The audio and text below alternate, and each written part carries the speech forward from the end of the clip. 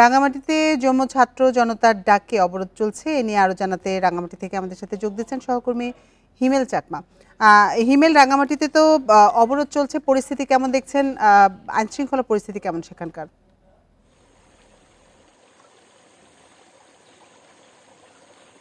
আইন শৃঙ্খলা পরিস্থিতি যদি বলি, রাস্তাঘাটে পুলিশ, বিজিবি এবং সেনাবাহিনী রয়েছে।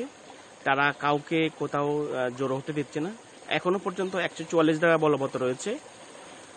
যে রাঙামাটির যে পরিস্থিতি যদি আমি বলি, গতকালকে অর্থাৎ গত রাত এবং আজ পর্যন্ত এখন পর্যন্ত রাঙামাটিতে শহরে এবং শহরের বাইরে সহিংসতা কোনো ঘটনা ঘটেনি, অর্থাৎ কোনো আহতর খবরও আমরা পাচ্ছি না। আর হচ্ছে যে গতকালকে যারা হসপিটালে ভর্তি করা হয়েছিল 19 জন, তারাও কিন্তু সুস্থ আছেন। তো যে গতকালকে যে একজন যে ডেড বডি ছিল তার পরিচয় কিন্তু এখনো শনাক্ত হয়নি। তবে আজকে 11:30টার দিকে রাঙামাটি জেলা প্রশাসক কার্যালয়ে একটি মিটিং হওয়ার কথা রয়েছে এবং সেখানে স্বরাষ্ট্র উপদেষ্টা, পার্বত্য চট্টগ্রাম বিষয়ক উপদেষ্টা সহ সরকারের একটি দল এখানে আসার কথা রয়েছে।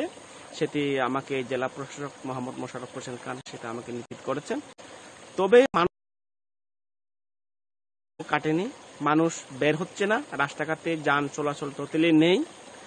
শুধুমাত্র যে ছাত্র জনতার দাগে অবরোধ না, পাশাপাশি আমরা দেখেছি যে গতকালকে যে রাঙামাটি শহরে যে একমাত্র গণপরিবহন যে অটোরিকশা, সেটাও কিন্তু বন্ধ রয়েছে। অর্থাৎ কোনো ধরনের যান চলাচল হচ্ছে না, দোকানপাটগুলো কিন্তু বন্ধ রয়েছে। তো আমরা আসলে রাঙামাটির পরিস্থিতি সবার পরে, জেলা প্রশাসনের সবার পরে আমরা হয়তো দেখতে পাবো জেলা প্রশাসন যে ভয়, আতঙ্ক সেটা কিন্তু আছে। তো গতকালকে থেকে আজ পর্যন্ত যে পুলিশের যে সেটা কিন্তু কোনো আটকও নেই এবং মামলাও হয়নি। সবকিছু মিলে রাঙামাটিতে বর্তমান যে পরিস্থিতি স্বাভাবিক থাকলেও আতঙ্ক এবং যে আতঙ্কটা কমেনি। এই হচ্ছে আমার কাছে রাঙামাটির যে সর্বশেষ অবস্থা। রাঙামাটি থেকে সবশেষ পরিস্থিতি জানাচ্ছিলেন সহকর্মী হিমেল চাকমা।